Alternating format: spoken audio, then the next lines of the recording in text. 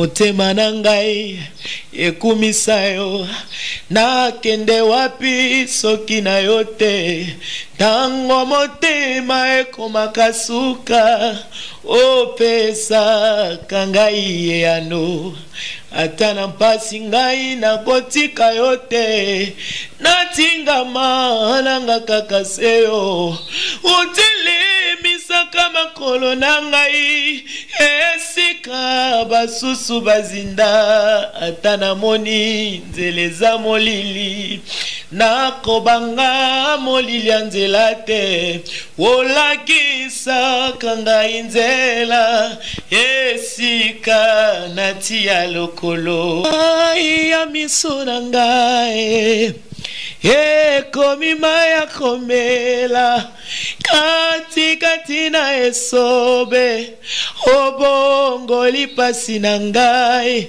kolela oyo ya ngai ekomi lelo kusika oyo nazanga kilobi lelo yo ekomi yanga mais biso batu liwa si opandaka biso toyeba mokoto okufa te liwa esi opandaka biso alors tango liwa ko si opanda biso ekokuta biso wapi na deo moto na kati ya fete azobina akoya kufi mais na kati ya fete liwa ko si opanda pe na kati ya fete azobina nzembo nyeni liwa ko si opanda na kati ya boîte de nuit liwa ko si opanda wapi na mutuka na avion na bateau na métro na bureau na famille après avoir kolia liwa ko si opanda wapi bien aimé Jésus-Christ revient bientôt. Liwa si opandaka biso. Toyeba mokoto okufa te. Liwa esi opandaka biso. Alors tango liwa ko si opanda biso, ekokuta biso wapi? Na se ya bar toyemela masanga. Eza na bato pe bakufa na bar kande yo kenda bar, amela alcool eleki na nzoto akufi. Liwa ko si opanda wana.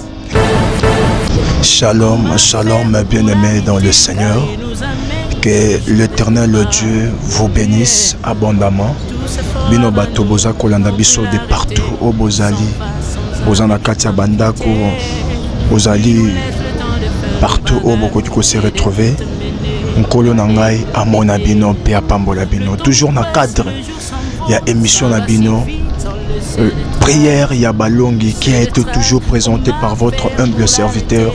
Bienvenue, Bianomo Kwaya. Encore une fois, Nzamba Pambola Bino. Bien-aimé, cet après-midi, Nazana grâce. Nazui grâce.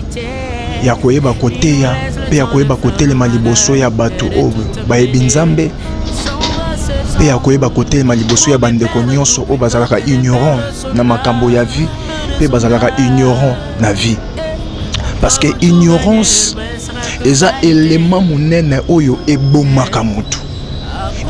Ignorance ekotisa bato belé li felo. Ignorance ekoisa bato belé, ignorance eboma bato belé. Alors mutu nyonso oyo azo vivre na kati ya ignorance, o bien aimé azam moto oyo vision na ye ezalaka mokuse. Mutu nyonso oyo azo vivre na kati ya ignorance, azam moto oyo apersaka te. Mais moto soki abimi na kati ya ignorance, azam moto oyo vision na ye efongwamaka, azam moto oyo amonaka plus loin, azam moto oyo nyonso ya ye ebongwanaka. Voilà, eloko oyo ebimisaka moto na kati ya ignorance, c'est la parole de Dieu. Oh bien aimé, lorsque liloba ya Nzambe eteyami, liloba ya Nzambe za kobima po ebimisa moto nyonso na kati ya ignorance, po etalisa ye nzela ya malamu. Voilà naza kondima na après-midi ya lelo que à cause ya liloba oyo bato ebele bakokangola na kati ya ignorance. Voilà bien même comme d'habitude, exhortation na biso eza basée sur livre ya Ecclésiaste chapitre 7 verset 1 à 2, nous lisons au nom de Jésus. La Bible nous dit: une bonne réputation vaut mieux que les bons parfums, et le jour de la mort que le jour de la naissance. Mieux vaut aller dans une maison de deuil que d'aller dans une maison de festin. Car c'est là la fin de tout homme, et celui qui vit prend la chose à cœur. Tolobi, amen. Voilà bien aimé, l'après-midi à l'élo, Nzamba tchakinga la mutema.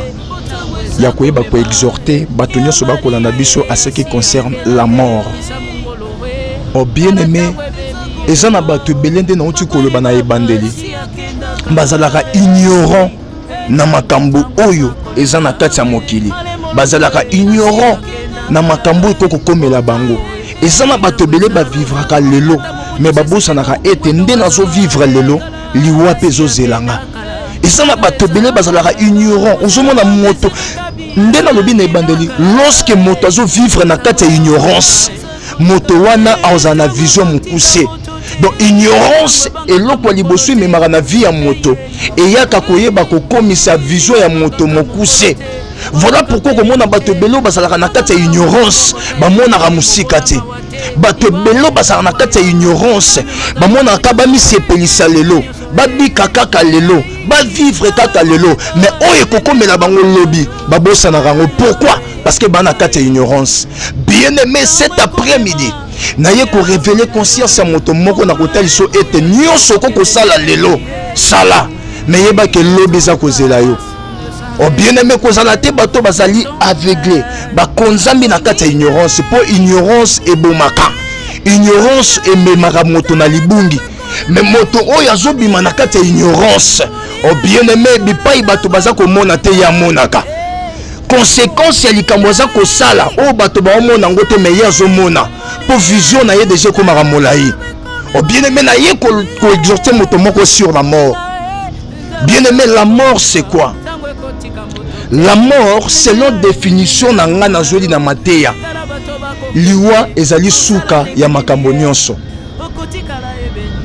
Or ndenge nzambe asalaka makambo, nzambe asalaka eloko nyonso ezali na ebandeli nango pe eloko nyonso eza na suka na yango.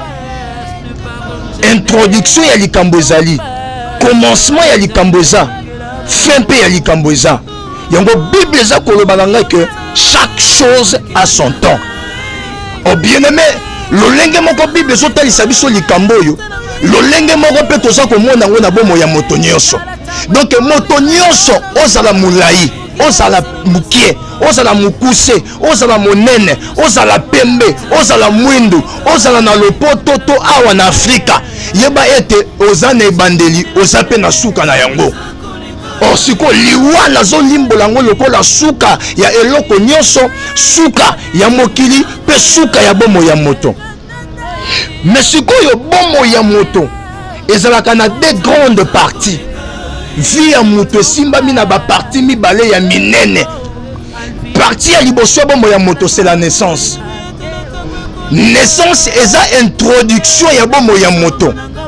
Lorsque Nzambe a créé ka moto nyonso atiaka liboso moto parcours. Alors avant moto à vivre parcours na ye sur terre et sengela le canon na nzela ya naissance. Donc moto moko ta koki kokota na kati ya parcours ya vie na ye sans pour autant passer na kati étape ya naissance. Alors naissance eza ko introduire moto na parcours ya vie na ye. Et lorsque moto azali introduire na kati ya parcours ya vie na ye, moto azokutana na biloko mibale. Azokutana na vie ya malamu pe azokutana na vie ya mabe. Alors vie ya malamu pe vie ya mabe yango nde zomema moto à vivre liwa. Donc à quelque sorte liwa eza événement otozelaka na bomo ina biso. Ozala ozana mbongo, ozala oza mobola, ozala oza milliardaire, ozala oza le plus pauvre, yeba ke moto moko ta koki ko s'échapper na liwa. Donc moto nyonso abengami ndenge tobota maka po un jour toyeba pe kotika mokili oyo. Or kotika mokili oyo c'est ça la mort. Mais liwa nde na lobaki na ebandeli ezali suka ya makambo nyonso. Mais sur le plan spirituel liwa eza suka te. Apesanga mena bien. Donc liwa na nzoto boye c'est la fin de toute chose.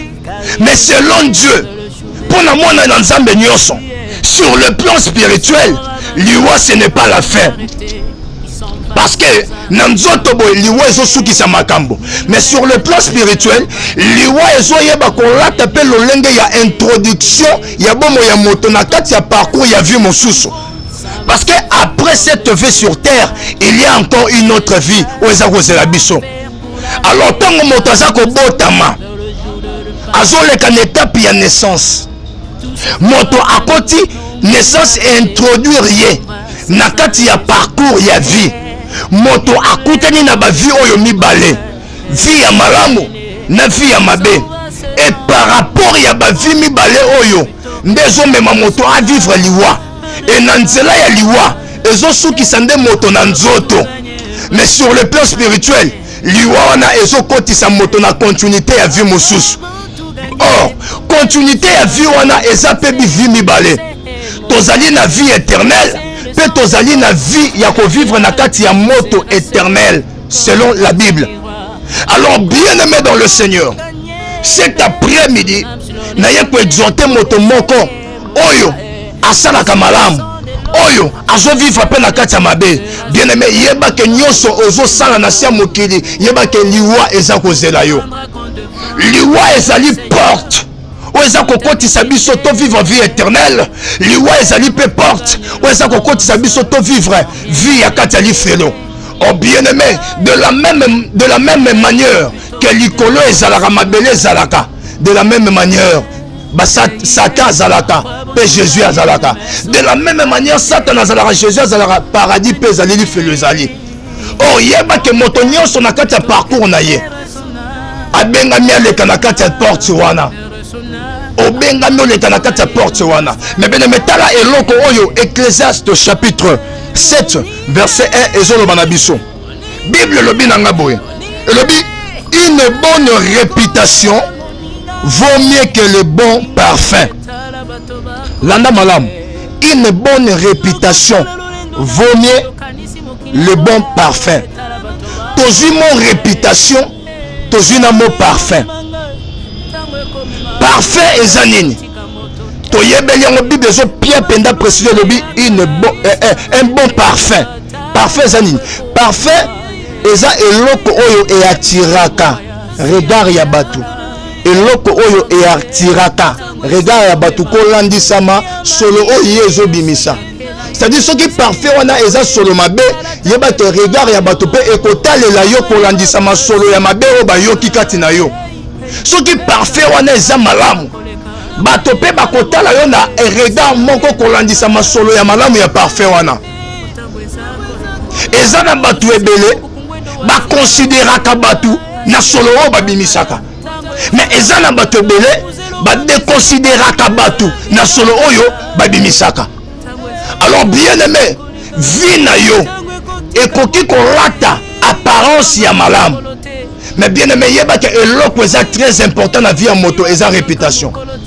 Mais lingina même moto moko na nini na leçon moko. Parfait dans moto aza koyoka yango solo wana ekoki kotikala etikala ka kolandisa ma durée na yango. Solo ya parfait kotikala na esika pendant 1 heure du temps, pendant 2 heures du temps, pendant 3 heures du temps, après bata on a solo on a elimwe. Mais bien aimé, réputation ya moto elimwe raté. Landanga malamu. Parfait. Bible zako Ecclésiaste alobia vaut mieux une bonne réputation qu'un bon parfum. Pourquoi? Parfait koki kozala malamu. Mais malamu ya parfait ezalaka na délai. Malamu ya parfait ezalaka na durée. Malamu ya parfait ezalaka na ebandele ezalaka na suka. Mais réputation ya moto azo porter parfait wana etikalaka éternellement. Et Nzambe ajujaka moto te kolandisa ma parfait. Nzambe ajujaka moto te kolandisa ma solo azo bimisa. Mais Nzambe ajujaka moto kolandisa ma réputation. Et réputation ya moto yango nande ba œuvre ya moto na sia mokili. O bien mais oyo zo sala lelo yango nde komema yo na porte ya lola. Oyo zo sala lelo yango nde komema yo na porte ya lifelo. Bible eza koloba na ngai lokola Bible na ngai sala na monoko koloba. Bible na ngai lobi na ngai la nature ne vous enseigne-t-elle pas? C'est-à-dire que tant que tu fana na kati ya mokili tozo mona lorsque moto asali moto mabe réputation ya moto na etikali mabe. Ata lelo moto ya changer. To mona ka yango soki moto azaki ndumba abongoli motema ayambi Yesu. Batu bakozwaye kaka na lolenge ya ki Yesu te, mais bakozwaye kaka azalaka ndumba. E alongolaka bazemi. E azalaki mosumuki. et azalaki moto milangwa mais bato bako bossa na que moto baso benga ndumba lelo moto baso benga mosumuki lelo aza moto esi ayambi Yesu na vie na ye mais ndenge moko tomona ngona mokili lolenge bongo ndenge moko pesa la repas ya Nzambe. Joseph azolota ndoto. Joseph azwi ndoto na ye akiko betela son père Jacob. Lorsque Joseph avoyebisa Jacob ndoto bandeko ya Joseph bayoki zuwa mais Bible nanga lokolesaka na monoko koloba Bible nanga lobi dangai Jacob a gardaki souvenir. Lorsque Joseph a beteli Jacob ndoto bandeko bayoki zuwa Jacob a réprimandé Joseph mais Bible so bakisa Jacob a gardaki souvenir na motema na ye ya ndoto à Joseph. Or Jacob par l'excellence c'est le Seigneur Jésus notre Père céleste. Lorsque moi na yazo sala acte moko ya mabe to acte moko ya malamu yeba que le Père céleste a gardé souvenir parce que moto na moto a cause la juger kolandisa mamituka na yete fongola mato ilananga ezali na bato ebele oyo basalaka ba arrogant basalaka ba orgueilleux par rapport ya ba bien matériel bazanango par rapport ya mituka bazanango moto bosani même ke Nzambe azalaka par rapport ya mapango moto azanango moto bosani ke Nzambe azalaka par rapport ya succès élévation moto azobosa na makambo azokumikotisa na ignorance mais na ye ko exhorter moto moko Nzambe ko juger moto te kolandisa makitoko na yo Nzambe ko juger moto te kolandisa mokuse to molayi na yo Nzambe ko juger mokili te kolandisa ma succès pe élévation to pe millionnaire to milliardaire au barato célibataire mais Nzambe ko juger mokili kolandisa ma misala ya bato na sia mokili lokola ya azali Père céleste il garde le souvenir. Lorsque sali mabe il garde le souvenir. Lorsque sali malamu il garde le souvenir. Mais biso bana na Nzambe to benga makaka to sala malamu. Voilà pourquoi David dit dans le psaume David me dit que ne te lâche pas, je me lâche pas à faire du bien. C'est-à-dire moi na Nzambe vi na ye benga masaka malamu. Mais bien aimé pour nini pour yeba ete suka na yo ezali na kati ya suka oyo bien aimé moto nyonso koleka awa ezaloza star ezaloza vedette ezaloza homme riche yeba ke obengami oleka na nzela oyo oh bien aimé Bible eza koloba na ngai vaut mieux la fin d'une chose que son commencement. Na ute koloba na ebandeli nini balobi ke eloko nyonso Nzambe akela na mokili eza na ebandeli eza pe na suka na yango mais kolandisa mateya nanga introduction to pe ebandeli ya bomo ya moto eza naissance na ye suka ya bomo ya moto eza liwa siko Nzambe atalaka penda te naissance ya moto mais Nzambe atalaka terminus ya moto auti obotama c'est-à-dire que tango Nzambe a planifié makambo na ye alobi ke Adam na keli yo na tindio na jardin. Mais le problème de Dieu est que yako introduire Adam na jardin mais ezane yako mona argent Adam ndengani yako obéir na liloba pe na interdiction yako sima muma ya mabe na malamu yango Bible ça koloba vaut mieux la fin d'une chose que son commencement.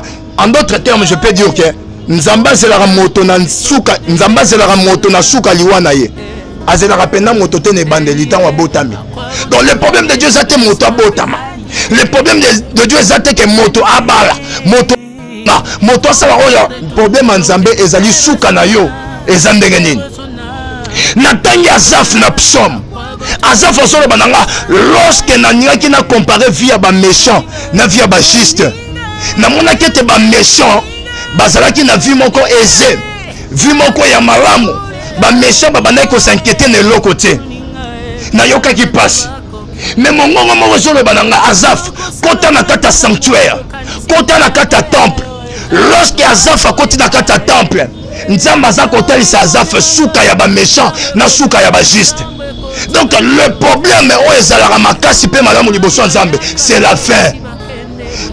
Asaph moniete ba juste suka na bango za malamu ba méchant suka na bango za mabe.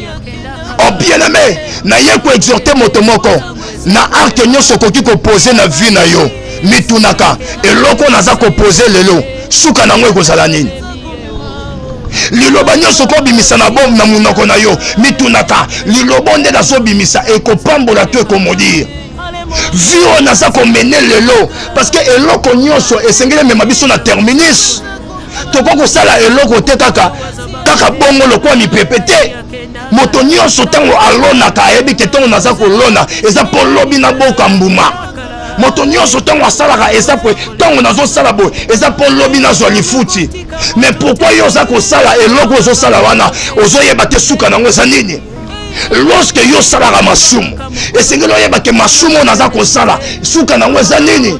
Or la Bible nous dit le salaire du péché c'est la mort.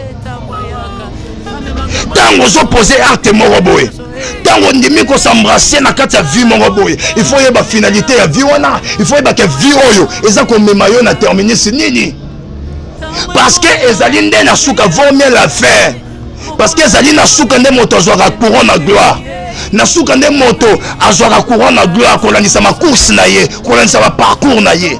Mais bien aimé lorsque okota la suka likambo na komona eza nini résultat eza nini. Est-ce que ça qu'on aurait Nzambé? Toi ça qu'on aurait Nzambé? Ce que ça qu'on aurait Nzambé, Dieu t'attend au jugement. Nzamba ozelo na jugement. Jugement est affilé. Oui, lorsque Pierre a quelque péché toute la nuit, a Jumbi cité, a Zongi, a Koutani Nankolo, lorsque mon collègue, Nkola Zoé sa Pierre, a lobi Zonga ka place aux gens qui me cité Bora Monyama. Pierre a lobi, j'ai péché toute la nuit, n'a joué le côté, mais sur ta parole, je jeterai le filet. Donc, filet wana sur le plan physique, ils ont dit filet. Mais sur le plan spirituel, comme déjà parole. Oh, et là, comment on s'échapper de parole.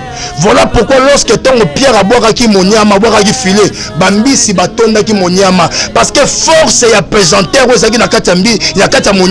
c'était la force de la parole. Or, la parole, il y a des autres services voient à jugement. Moto moko te koki kokima liboso jugement. Moto nyonso abengana le kananzela jugement. Sikoyo yo, lorsqu'on parle de jugement, tozomona par rapport ya misala ya moto, par rapport ya eloko malamu pe eloko mabe moto asali nde moto le kana jugement. Sikoyo yo tango nzamba zo zelo na jugement, eza po a juger yo kolandisa ma nini. Voilà la question. Eza po a juger kolandisa ma nini? Kolandisa ma mabeto, kolandisa ma malamu. Ce que ça pour la kolandisa ma malamu a juger yo, continuez de kosala malamu. Ce que ça ma bende nzamba zozi azozelo po a juger yo, bien aimé, bongola motema. Bien aimé, l'air est grave. L'air est vraiment grave. Bongola motema. Bible le dit racheter le temps. Car les jours sont mauvais. Bongola motema. Pour nzamba zozelo na jugement. Obenga mo le kana jugement. O bien aimé na kopesa ndakisi lelo. Et ça dit se passe mingi. Mais le ko les ali volonté ya nzambe. Kombo nzambe kumisama. Ya komona liwa ya papa na biso Lutumba Simaro Masia. Toyebi parcours ya papa wana zaki na parcours nde na uti côté ya bino lorsque moto azobota naissance ezokota moto na parcours ya vie na ye papa wana pas le cas qui n'était pas naissance pe naissance ekotisi na parcours ya vie na ye papa wana zaki na parcours toute sa jeunesse apesa yango na mosala na ye ya côté ya bato na nzela loyembo papa wana atondisami na bambula. Mais le papa na azate. Biso mokili tozo yeba kotatola malamu ya misala ya papa wana. Alaki moto moko malamu. Toyoka ye na mabete. Papa moko pacifique. Na kati ya loyembo na ye réputation mabete toyoka yango te. Na mosala na ye azana réputation malamu. Papa na keye. Ndenge mokili za kotatola. Oh bien-aimé Bible le dit oyo kozala lié sur la terre et aux appels liés dans le ciel. Mokili zo tatola toujours malamu. Papa wana ndenge lelo toyebi ke moto soki akufi bato balobaka malamu pona ye. Mais bien aimé lorsque papa nazaki na bomoli papa Lutumba Simaro Masia que son âme repose en paix. Papa na to bandomo na ramaka malamu envers ye. Lelo papa nazate yo nanga tozota to na malamu pona papa wana. Mais siko bien aimé soki yo lelo zate. Est-ce que yo okoki pe kotatu la bolamu? Okoki pe kotatu la bolamu? Voilà bien aimé parcours mobimba ya papa wana sur terre. Bien aimé asali wa kokai kosala nzamba bengi na jugement. Akoleka na jugement.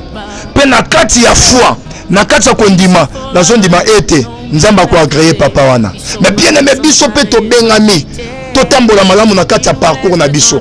Parcours na biso ndeza ko mema biso na ba vie mibale.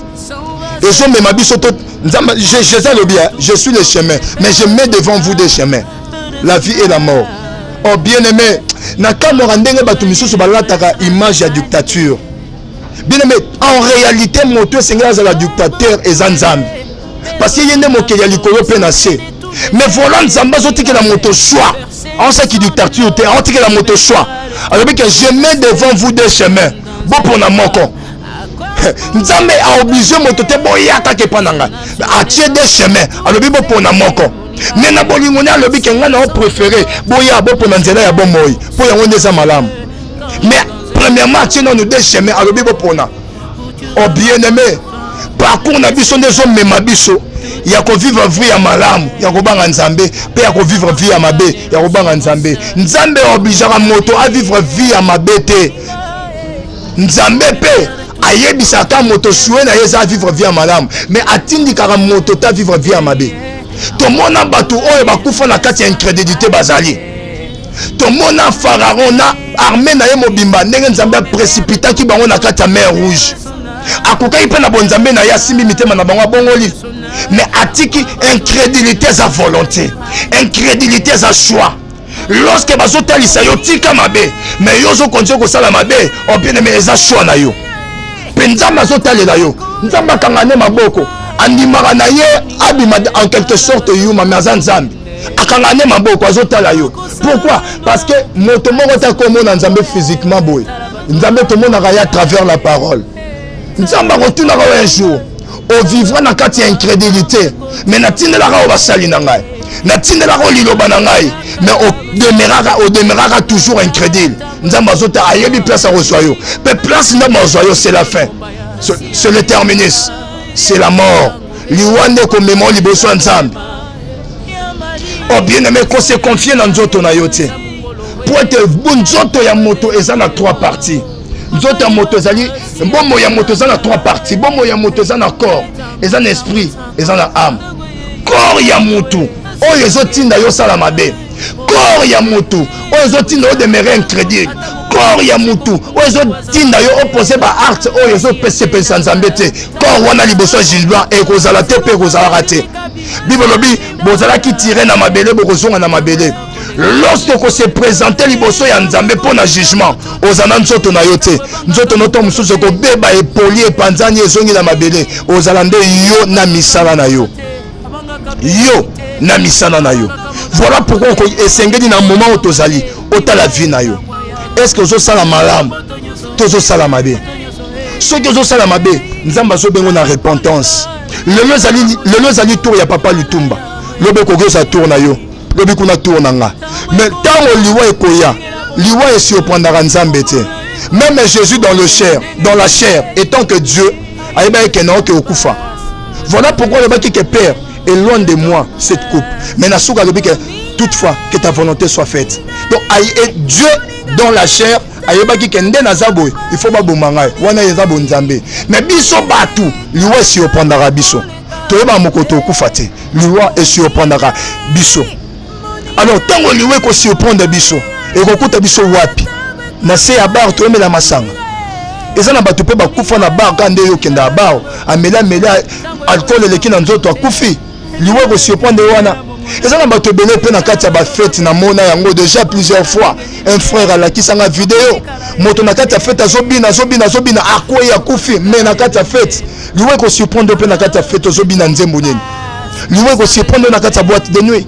Nous allons se prendre wapi na mutuka, na avion, na bateau, na métro, na bureau, na famille. Après avoir collé, nous allons se prendre wapi. Bien-aimé, Jésus-Christ revient bientôt. Jésus-Christ revient bientôt. Et c'est que nabiso, to bongisa marche nabiso, to bongisa etamboli nabiso, pour to kutana na. Bien-aimé, événement le plus attendu, c'est l'enlèvement. À part l'enlèvement, il y a un événement mon soutien to zelara ou eleki. Événement autozelaga les enlèvements maintenant ekoya eko surprendre yo wapi ekokuta yo wapi ye moko azolela lobi mokolo na kozonga est-ce que na kokuta foi kati na bino posa na yeza mokolo kozonga akuta foi bien-aimé répands-toi zongela nzambe aboyaka moto te même ata liloba oyo ekuti yo partout oyo koki kozala posa nzambe ezali ozongela ye. Voilà pourquoi bien aimé, cet après-midi nzamba bengi yo oyo bande ko bongisa réputation na yo. Parce que réputation ya moto ezalaka gravé. Ezana ba voyou oyo babongola mitema bakoma ba pasteur. Mais mokili lokola etelaka moto na liso jugement, batalaka yeka na ndenga mabe. Mais bien aimé, réputation moto tikalaka parce que réputation moto ndeza misala. Moto a cause de la ndumba le na mona moto aza ndumba bongoli motema komi mosala nzambe mais mokili eteleka na liso ki ndumba. Ndenge moko nzambe pa garda ba souvenir na biso. Soto leki na repentance te. Soto leki na repentance nzamba limbisi pa abosani. Mais soki leki na repentance te nzamba o garder souvenir. Mage mokili eyebaka mokili pe gardera souvenir bosana te mais nzamba o garder souvenir. To bengami to se repentir pour que Christ azoya kala mingi te. Bipa yozali nazo bondela pona yo. Bible lobi na ngana Ecclésiaste kana chapitre 7 na uti kotanga. Vomie na kene na kati ndako wa deuil. Kene na kati ndako wa fête. Parce que na kati ndako wa deuil batu batirara leçon. Pourquoi batu batirara leçon? Et puis si matin na nga raison. Pour liwa ya muto neza suka na ye. Et lorsque nga pe na kokufa, na suka pe lokwa moto yo. Kasi misala na nga liboso nzambe ezala ndenge nini? Liloba nzambe ezala slogan te na vie na yo. Même liloba nzambe ezala vie kati na yo. Oyoki o pratiquer. Ozala auditeur oublié te. Mais ozala auditeur ozo pratiquer liloba nzambe. Nzamba pambola yo. Na lingi to sala prière ou ya repentance. Loba na sima na nga kolo Yesu. Loba na yepa na yo.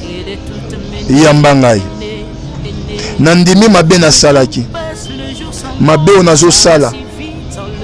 Yango nde kozala lifuti na ngai lobi. Pe lifuti na ngai lobi ezala peka mabe. Posa na ngai ezana kota lola. Yango na yepa na yo. Limbisa mabe na ngai. Limbisa tamboli na ngai. Limbisa vie na ngai ya mabe. Agrée-moi. Pardonne-moi. Sukola ngai. Sunga ngai. Na tambola na kobanga yo. Na kombo na Yesu. Amen. Nzamba pambola bino. C'était votre humble serviteur. Bienvenue Biano Mukwaya. Tokomi na suka ya émission na biso. Nzamba pambola bino. Nzamba pambola ndeko Arnold. Nzamba pambola papa Alvin, mon compagnon de service. Nzamba pambola bino. Pe tokutani mbala ya sima. Ciao.